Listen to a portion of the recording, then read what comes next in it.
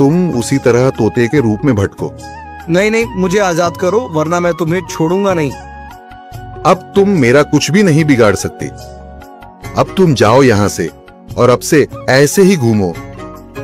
अब तुम्हें पता चलेगा कि दूसरों को दर्द देने में कैसा महसूस होता है। इसके बाद वह राक्षस वहां से उड़ जाता है। मरचू और उसकी पत्नी सीता दोनों खुश हो जाते हैं। मरचू पहले की तरह काम करने लगता है। वह और उसकी पत्नी दोनों खुशी खुशी जिंदगी गुजारने लगते हैं।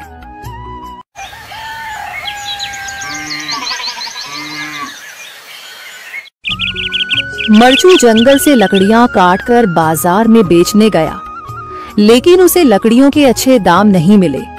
इस पर मरचू ने कहा, अरे भैया, इतने कम पैसे? इन पैसों में तो 2 वक्त का खाना भी नहीं मिलेगा। आप मुझे बहुत ही कम पैसे देते हैं। मैं इतनी मेहनत से लकड़ियां काट कर आता हूँ, लेकिन उनके पैसे मुझे बहुत कम मिलते हैं। भैया, तुम्हारी लकड़ियां होती ही इतनी कमजोर हैं कि मैं इससे ज्यादा पैसे नहीं दे सकता। तुम्हारी लकड़ियों के बस इतने ही पैसे बनते हैं। अरे भैया, कुछ ज्यादा कर दो ना।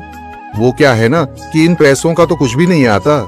मैं अपनी जिंदगी कैसे गुजारूंगा? भैया, तुम जाकर अच्छी लकड़ियां लाओ, तभी इन लकड़ियों का अच्छा दाम मिल पाएगा, वरना इन लकड़ियों का तो यही दाम है। ये सुनकर मरचू बहुत ज्यादा परेशान हो गया और पैसे लेकर किराने की दुकान से सामान खरीदकर घर आ गया। घर पहुंचते ही मरचू की पत्नी सीता ने कहा, अरे जी, सामान ले आए आप? हाँ जी, सामान ले आया हूँ। सीता के चेहरे पर खुशी छा जाती है, लेकिन जब उसने सामान देखा, जी, इसमें तो बहुत थोड़ा सामान है। हाँ सीता, मुझे पता है कि यह सामान बहुत थोड़ा है, लेकिन मैं क्या करूं? मेरे पास जितने पैसे थे, मैं उतने का ही सामान लेकर आ गया हूँ। इस तरह हमारा गुजारा कैसे हो पाएगा जी? आपको तो पता ही है कि हम कितनी मुश्किलों से गुजारा करते हैं। हाँ हाँ, मुझे पता है, लेकिन मैं कर भी क्या सकता हूँ? मेरे पास इतने पैसे ही नहीं कि हम एक अच्छी जिंदगी गुजार सकें। इतनी मेहनत कर रहा हूँ, लेकिन फिर भी मेहनत का फल नहीं मिल रहा। इतनी मेहनत से अच्छी लकड़ी काट कर आता हूँ, लेकिन मुनासिब दाम नहीं मिलता। मैं तो बहुत परेशान हूँ। क्या करूँ? कहाँ जाऊँ? अरे जी, आप परेशान न हो, आप कोई और काम देख लें। मैंने कई बार काम तलाशने की कोशिश की, पर किसी ने भी मुझे काम नहीं दिया। ये सुनकर सीता भी काफी ज्यादा परेशान हो गई। मरचू से सीता की परेशानी नहीं देखी गई। उसने अपनी पत्नी सीता से कहा, मैं फिर से जंगल की ओर जा रहा हूँ। अरे जी, अभी मत जाइए ना, वैसे भी शाम हो रही है। आप कल चले जाइएगा, अभी मत जाइए। ठीक है, अगर तुम रोक रही हो तो मैं नहीं जाता।